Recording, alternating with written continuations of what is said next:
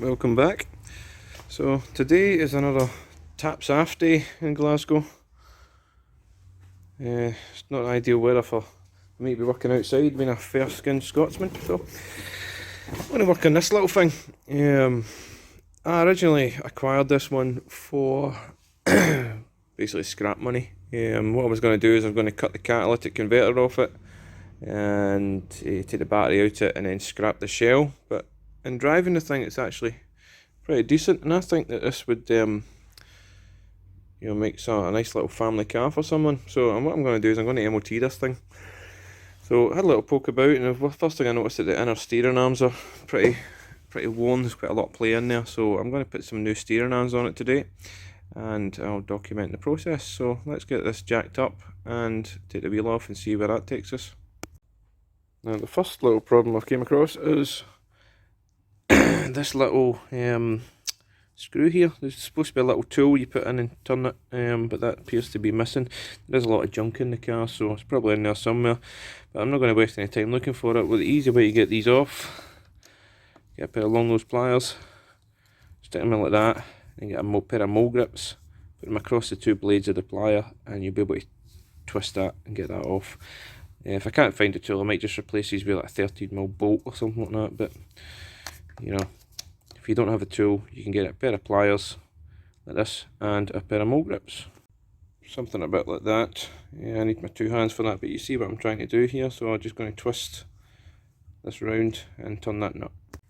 So that's that being removed, and another little surprise I found in here is there's a lock nut as well, so I need to find the key for that. I also need to get militant with it, so I'll have a wee look for that. Well, luckily I found that, so I'll get him off, and I'm not going to take it off completely. I'm just going to crack all the nuts off, and then I'm going to put the jack under it and lift it up. So I've jacked it up at an appropriate point, and the wheel is now free.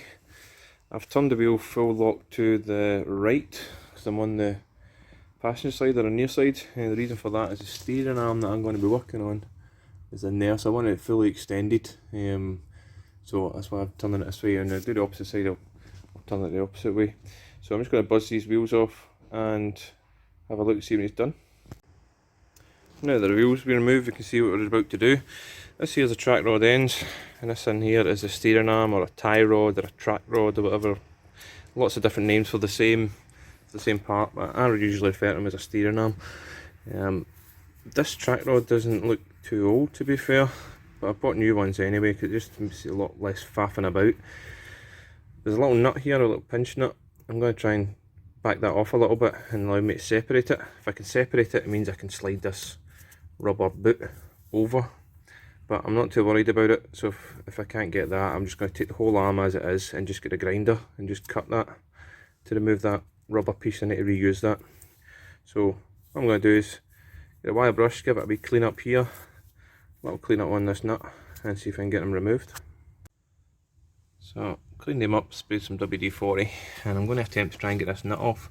I don't have to get it off completely, just to back it off a little bit to allow me to screw the track rod end out.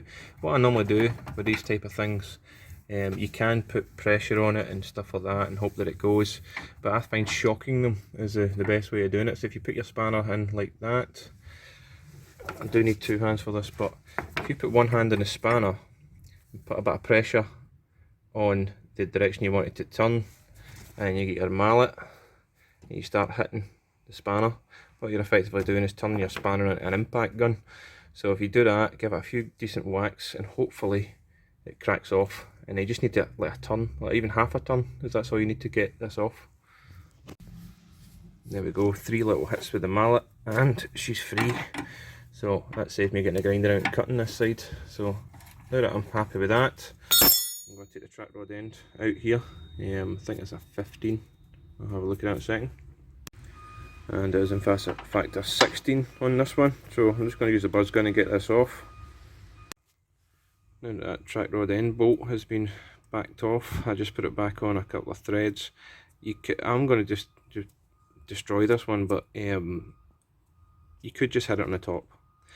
But if you want to save this one, say for example you were just moving the steering arm out of the way or whatever, and you wanted to save this ball joint without doing it, you don't want to take it off without doing any damage. I'll show you a wee trick on how to do that. The problem is the actual threaded part of this is tapered. It gets wider as it gets to the bottom. So the tighter that is in there, the more difficult it is to come out. So I'll show you a way to get these out without damaging the ball joint. Again, I'm just going to be replacing this anyway, but I'll just show you the way you would do it like that. So what I'm going to do is I'm going to hit this section here with a mallet. Get a few good dunts with the mallet, and you should actually see the ball joint drop. When you know it's dropped, you know it's free. First hit, and it's free, so I can just back this nut off. There we go. That's out the way. So at this stage, I want to try and separate this threaded rod from the track rod end. So I'll just get a pair of mole grips and put it on there. You can, there's like a little squared off, hexed off area. I think it's like a 13 or a 15 spanner you could put on that. But again, I'm just going to be destroying it anyway, so I'm just going to get a pair of mole grips, stick it on there. Hopefully I can turn this by hand. If no, I can get another pair of pliers or something that help me to get that out. So I've removed the track rod end and the little nut that came with it, so that makes life a bit easier for me. So what I'm going to do is, I'll put a light on. You'll maybe see a bit better. See, on this particular one there's a cable tie just up the back. Sometimes you've got like a metal clip or something like that, so I'm just going to take that off. So cable tie, I'm just going to cut it and replace it with a new one. And on the front you've got a little sort of hose clip type thing here. So I'm going to take that off, and then it just allows me to remove this whole rubber boot, and I can see exactly what I need to get the steering arm off then. So that's me got that big cable tie off the back and pulled the boot forward. As you can see, I get access to the actual steering rack at the moment. So this little clip on the front here, get a pair of pliers and move it over. I might need two hands for this, but take that off and this whole boot should just slide off the end of this threaded rod. Now we can see the part that we're going to be replacing. So like I said earlier about turning the steering rack full lock to the right if you're working on the passenger side, because it actually pushes this rod further out, and also gives you a better access. If the wheels are straight, this sort of knuckled ball joint thing would be further in. If the wheels are facing the opposite direction, it'd be away in there, you couldn't get out. So whatever side you're working on, just make sure you get the steering rack extended as far as you can go. Now sometimes you've got like a little notch where you can put a spanner on these things, but this one doesn't have it. So what I'm going to have to do is use some footprints or a set of Stilsons or something like that to get this off. Get a good grip of it and twist it off, and it should just come right out in your hand. This one is proving to be a bit tough just because I can't really get the tool into it. It'd be a lot easier if this wishbone was out the way, but the problem is with Renaults is to get the front bolt off the wishbone. That's not that one, further back. You actually need, there's another piece of subframe here you need to remove, which becomes a pain in the arse. So yeah, if that wasn't there, I'd be able to get my tool on that, no problem. But I'm just going to keep persevering with it, and see if I can get it. Right folks, got it.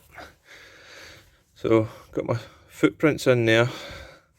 Is at a slight angle, see if I can get you in. Not straight on. It's at a slight angle, but got them on it. I didn't want to squeeze this too hard at the same time as pushing, or else if it did crack, I'd crush my fingers off of this. So I've got it on.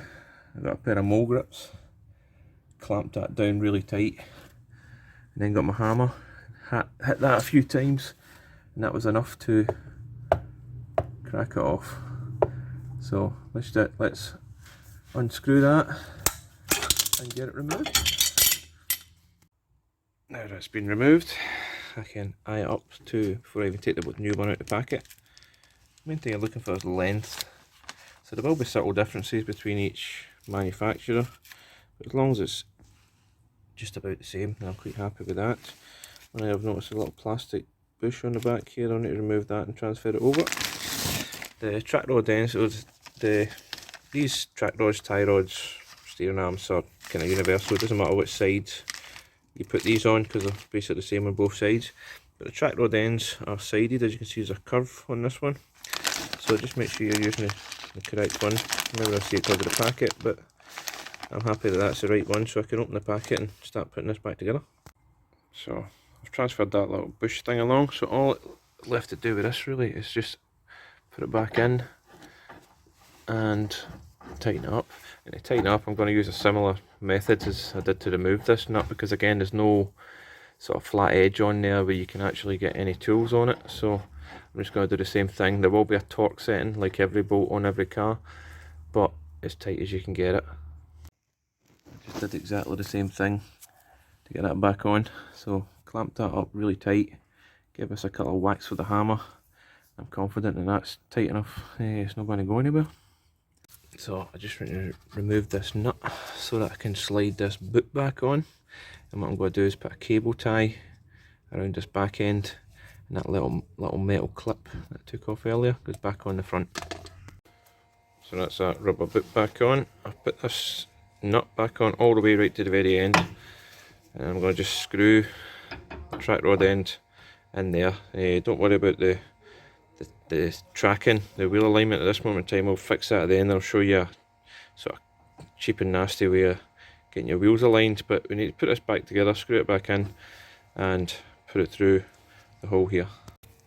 So I've just wound this down just far enough that it kind of lines up with this bolt there. That just means there's less adjustment to do to the tracking at the end. So I'm just going to pop this into this hole and tighten that up. So that's all put back together. I've tightened this up and give it a little nip with the breaker bar as well. I've deliberately left this nut loose just now because I'm going to get to that when I'm going to do the wheel alignment, which I'll show you. I'm going to do basically exactly the same on the other side, but if you hang about, and I'll show you a DIY trick to get your wheel alignment done.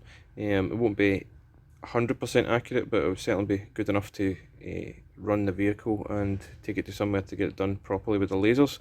So if you hang about, I'll show you that. Now that's that side been done with the new arm, new track rod end all torqued up. As you can see, I've left this nut loose, and you'll see why when it comes to adjusting the tracking. So I'm going to put the wheels back on and jack up the full front of the vehicle.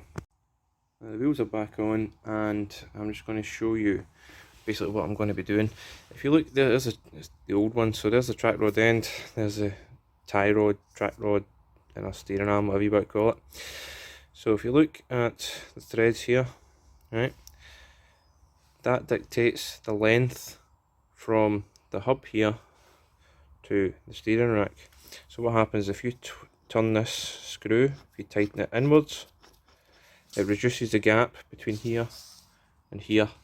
So it pulls the steering wheel, the road wheel inwards or outwards depending on which side it's on.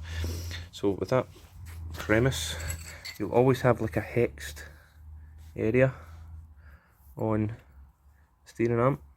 So while I'm underneath the car, I just need to put my hand behind the wheel, and what I'm going to do is just lengthen and shorten that wheel until it gets into position.